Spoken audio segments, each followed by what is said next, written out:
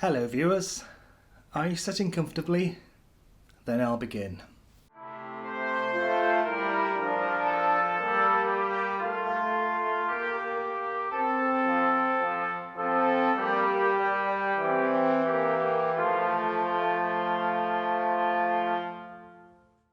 A Christmas Carol by Charles Dickens. Once upon a time, of all the good days in the year, on Christmas Eve, old Scrooge sat busy in his counting house. It was cold, bleak, biting weather. The fog came pouring in at every chink and keyhole, and was so dense without that, although the court was of the narrowest, the houses opposite were mere phantoms. "A Merry Christmas, Uncle. God save you." It was the voice of Scrooge's nephew, who came upon him so quickly this was the first intimation he had of his approach. Bah! Humbug! "Christmas a humbug, Uncle? You don't mean that, I'm sure." I do.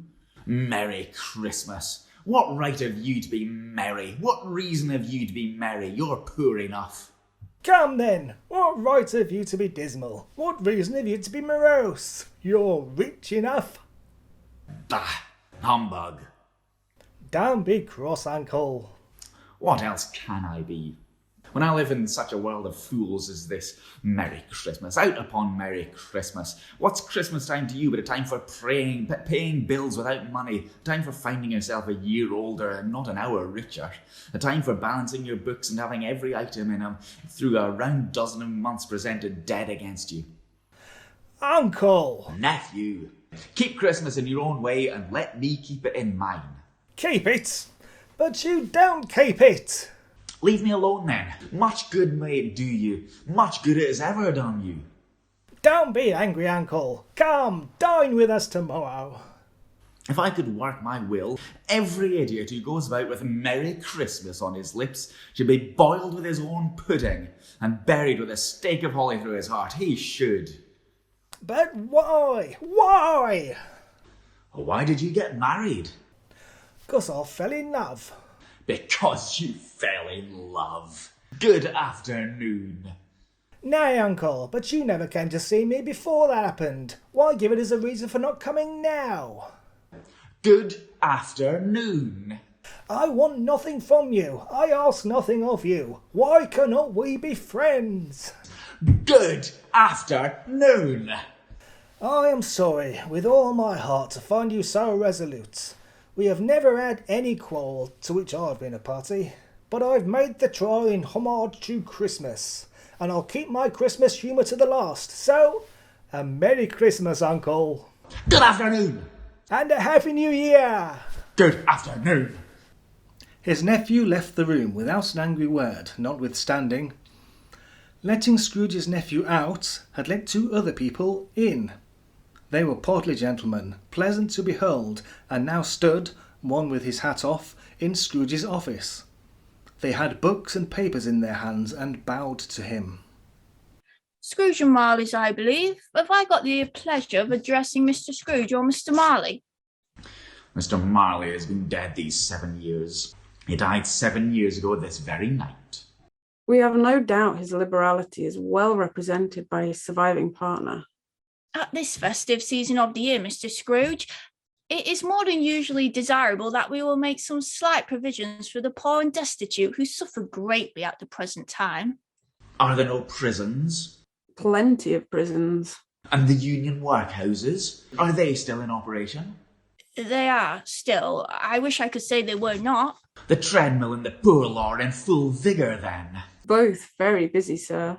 Oh, I was afraid from what you said at first that something had occurred to stop them in their usual course. I am very glad to hear it. Well, sir, a few of us are endeavouring to raise a fund to buy the parcel meat and drink and means of warmth. What shall I put you down for? Nothing. You wish to be anonymous? I wish to be left alone. Since you ask me what I wish, gentlemen, that is my answer. I don't make myself merry at Christmas, and I can't afford to make idle people merry. I help to support the establishments I have mentioned. They cost enough, and those who are badly off must go there. Many can't go there, and many would rather die. If they would rather die, they had better do it and decrease the surplus population. It's not my business. It's enough for a man to understand his own business and not to interfere with other people's. Mine occupies me constantly. Good afternoon, gentlemen.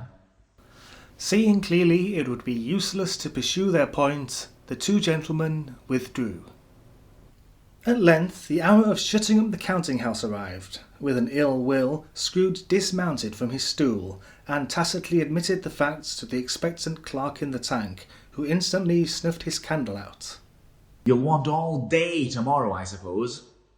If quite convenient, sir. It's not convenient, and it's not fair. If I was to stop half a crown for it, you'd think yourself ill-used, I'll be bound. And yet, you don't think me ill-used when I pay a day's wages for no work. It's but once a year, Mr. Scrooge. A poor excuse for picking a man's pocket every 25th of December. But I suppose you must have the whole day.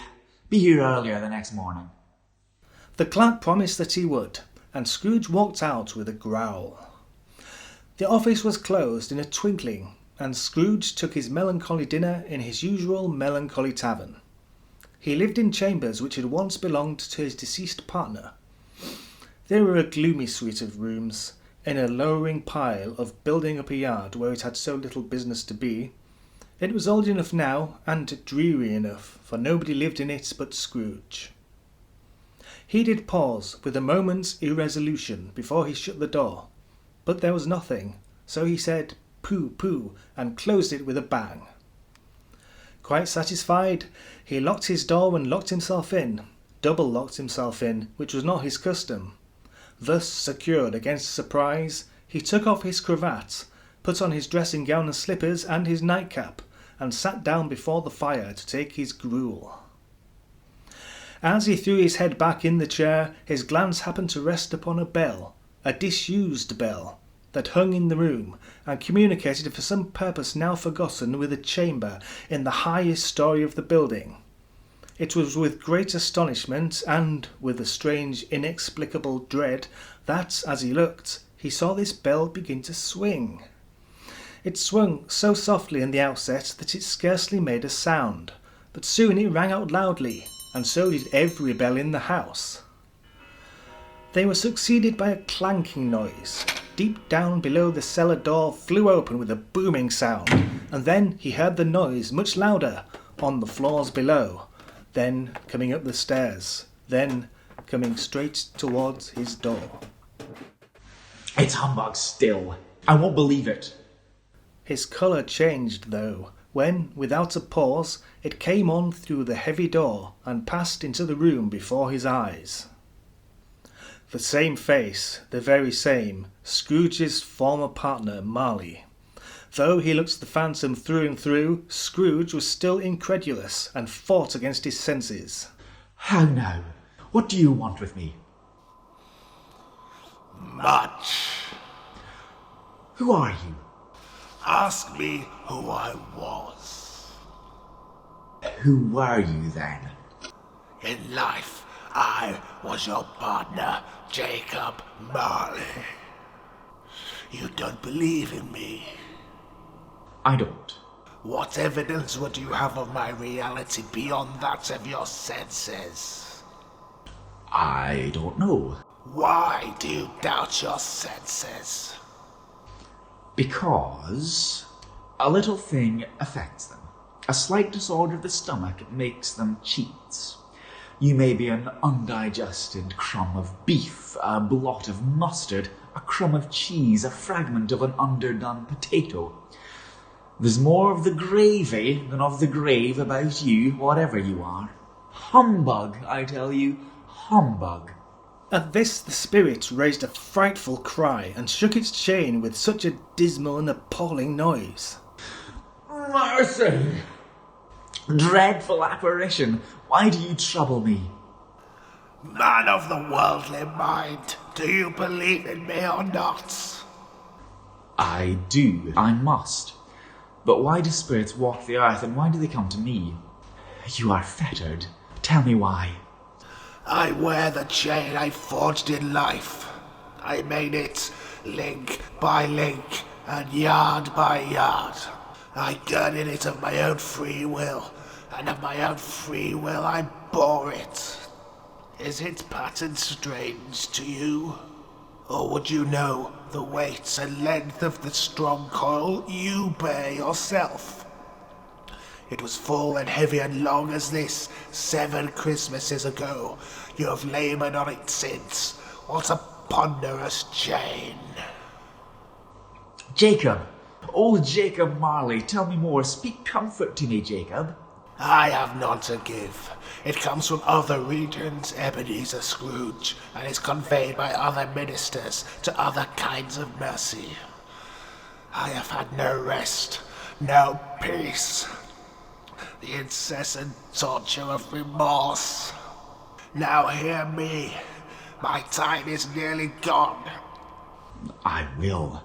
But don't be hard upon me. Don't be flowery, Jacob, pray. You will be haunted by 3 spirits. Without their visits, you cannot hope to shun the path I trod. Expect the first tomorrow when the bell tolls 1.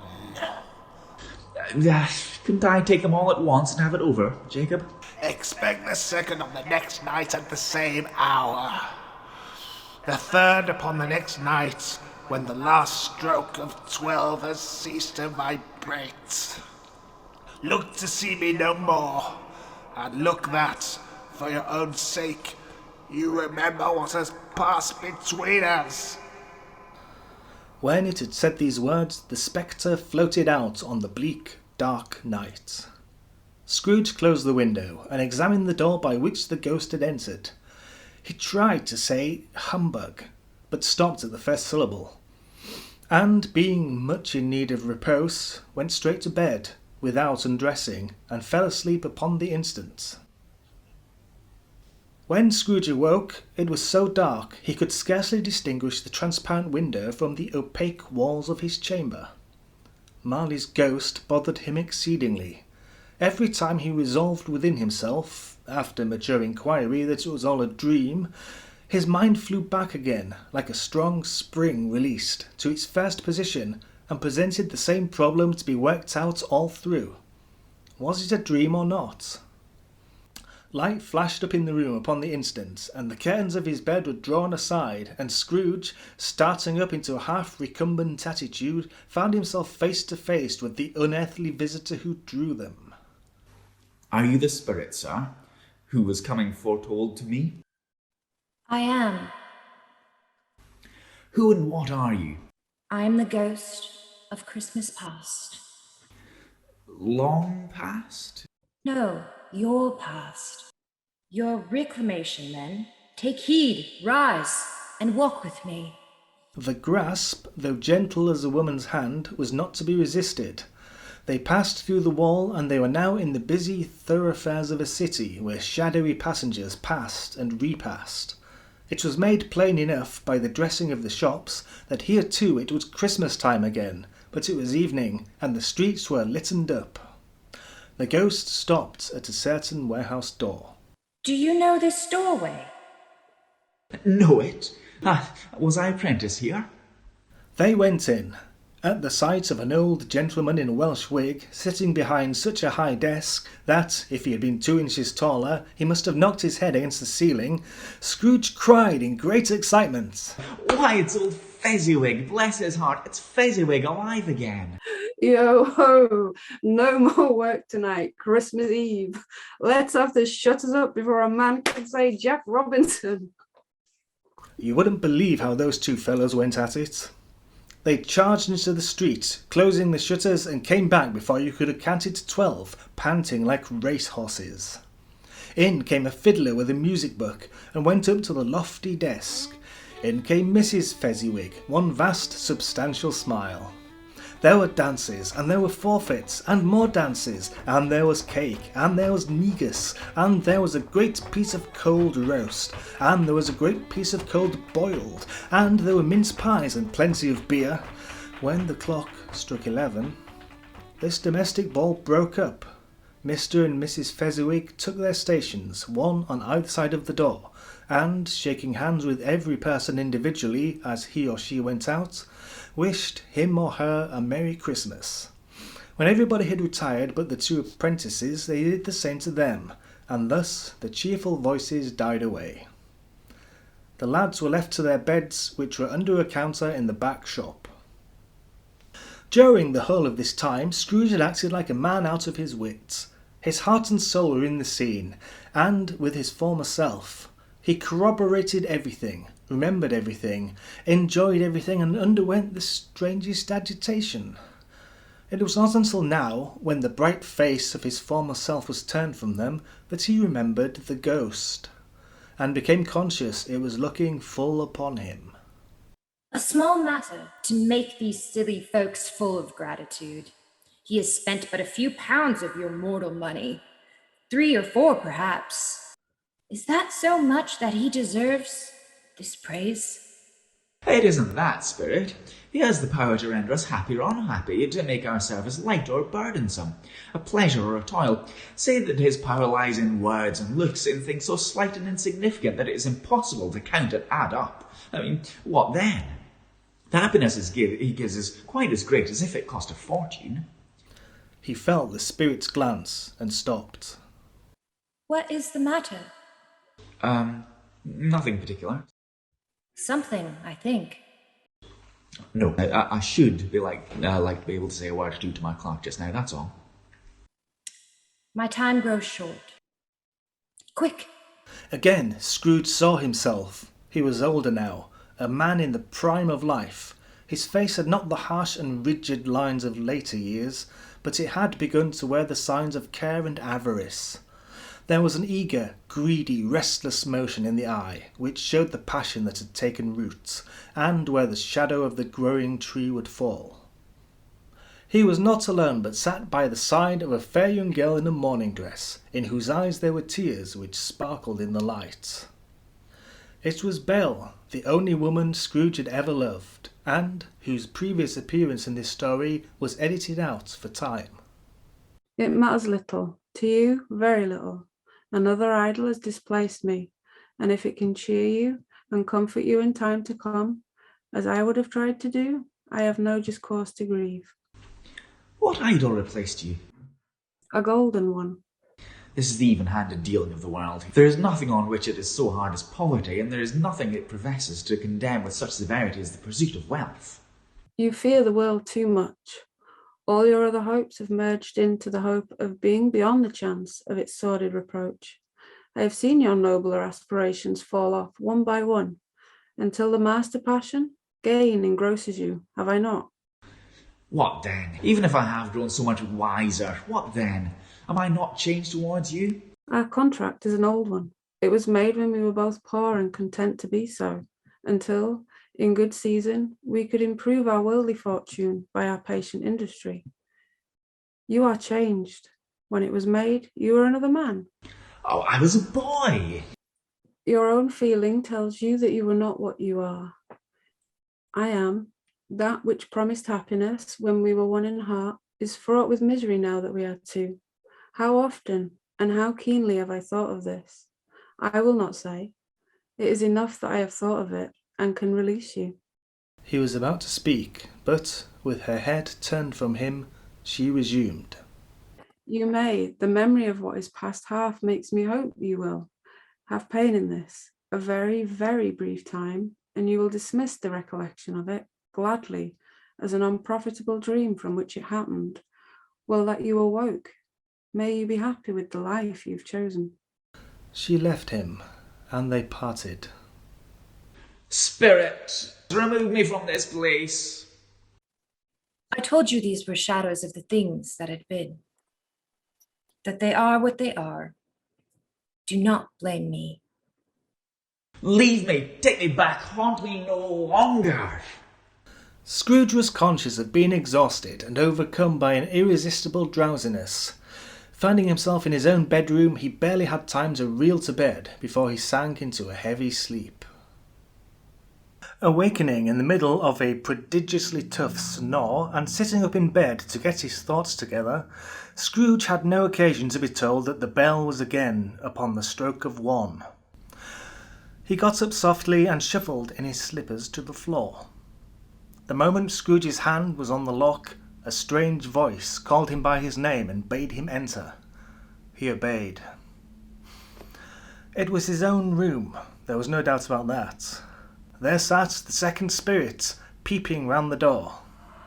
I am the ghost of Christmas present. Look upon me. Scrooge reverently did so. You have never seen the like of me before. Never. Spirit, conduct me where you will. I went forth last night on compulsion, and I learned a lesson which is working now. Tonight, if you have aught to teach me, let me profit by it. Touch my robe. Scrooge did as he was told, and held it fast. All vanished instantly. So did the room, the fire, the ruddy glow, the hour of night, and they stood in Bob Cratchit's dwelling. Think of that! Bob had but 15 bob a week himself, and yet the ghost of Christmas presents blessed his 4-roomed house. Then uprose Mrs. Cratchit, Cratchit's wife, turned out but poorly in a twice-turned gown, but brave in ribbons. Master Peter Cratchit plunged a fork into the saucepan of potatoes. And now 2 smaller Cratchits, boy and girl, came tearing in, and exalted Master Peter Cratchit to the skies. In came Bob Cratchit, the father, with his threadbare clothes darned up and brushed to look seasonable, and Tiny Tim upon his shoulder. Alas for Tiny Tim, he bore a little crutch, and had his limbs supported by an iron frame. And how did little Tim behave? As good as gold, and better. Somehow he gets thoughtful sitting by himself so much. He thinks the strangest things you ever heard. He told me coming home that he hoped the people saw him in the church because he was a cripple, and it might be pleasant to them to remember upon Christmas Day who made the lame beggars walk and the blind man see. Bob's voice was tremulous when he told them this, and trembled more when he said that Tiny Tim was growing strong and hearty. At last the dinner was all done. The cloth was cleared, the hearth swept, and the fire made up. Then Bob proposed, A Merry Christmas to us all, my dears. God bless us. which all the family re-echoed. God bless us, every one. Spirit, tell me if Tiny Tim will live. I see a vacant seat in the poor chimney corner, and a crutch without an owner, carefully preserved. If these shadows remain unaltered by the future, the child will die. No, no. Oh, no, kind spirit, say you'll be spared. Now it was getting dark, and snowing pretty heavily. Scrooge and the spirits went along the streets. The brightness of the roaring fires in kitchens, parlours, and all sorts of rooms was wonderful. It was a much greater surprise to Scrooge to recognise it as his own nephew's, and to find himself in a bright, dry, gleaming room, with the spirit standing smiling by his side, and looking at that same nephew with approving affability. He said that Christmas was a humbug as I live. He believed it too. More shame for him, Fred. I have no patience for that man. Oh, I have. I'm sorry for him. I couldn't be angry with him if I tried.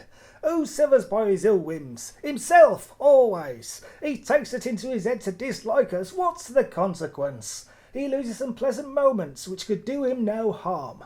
I mean to give him the same chance every year, whether he likes it or not, for I pity him.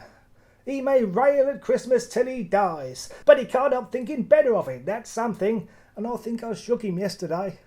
It was their turn to laugh now at the notion of this shaking Scrooge, but being thoroughly good-natured and not much caring what they laughed at, so much as they laughed at any rate, he encouraged them in their merriment and passed the bottle joyously. A Merry Christmas and Happy New Year to the old man, wherever he is. He wouldn't take it from me, but may he have it nevertheless. To Uncle Scrooge. The whole scene passed off in his breath of the last words spoken by his nephew, and Scrooge and the spirits were again upon their travels. The bell struck 12. Scrooge looked about him for the ghost, and saw it not.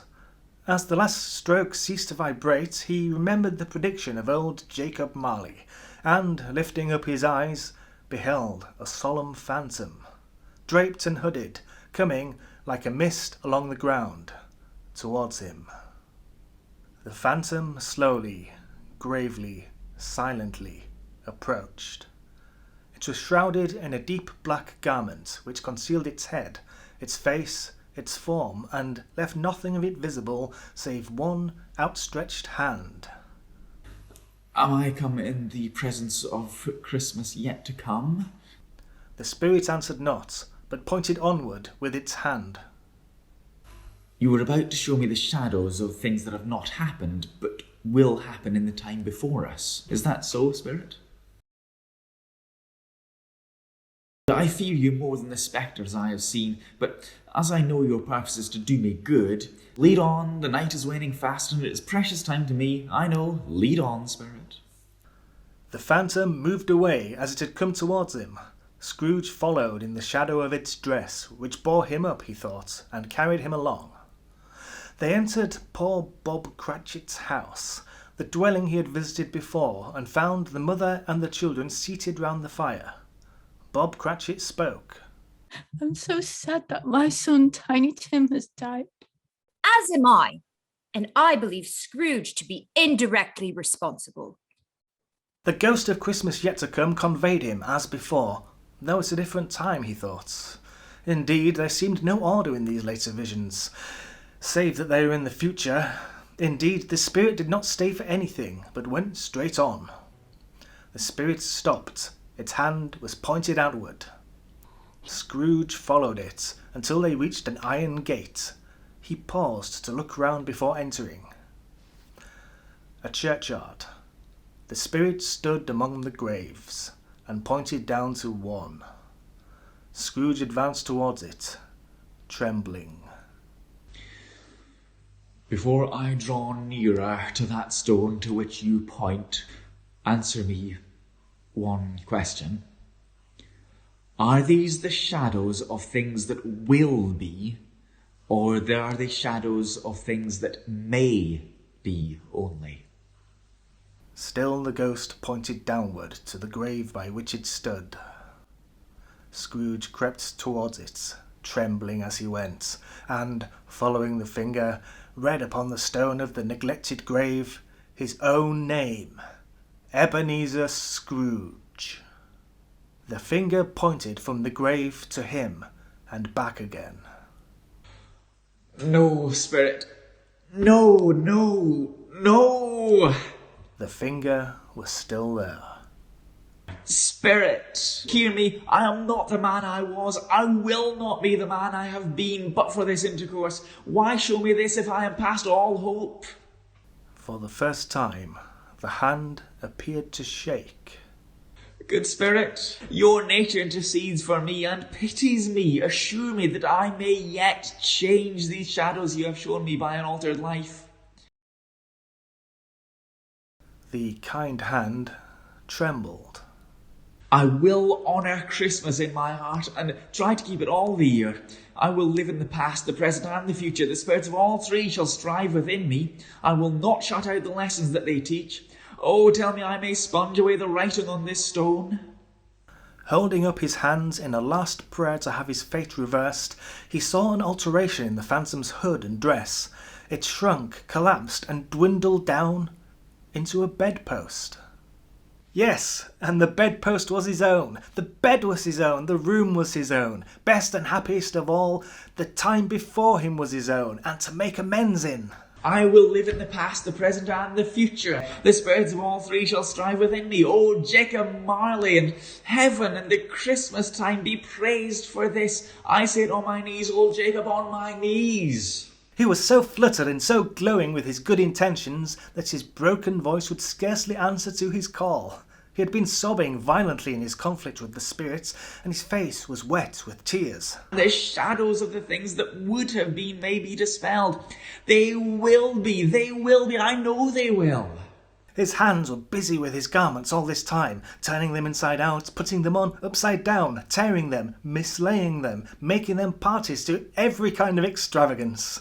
I know what to do. I am as light as a feather. I'm as happy as an angel. I'm as merry as a schoolboy. I'm as giddy as a drunken man. A Merry Christmas to everybody. A Happy New Year to all the world. Hello there, hello!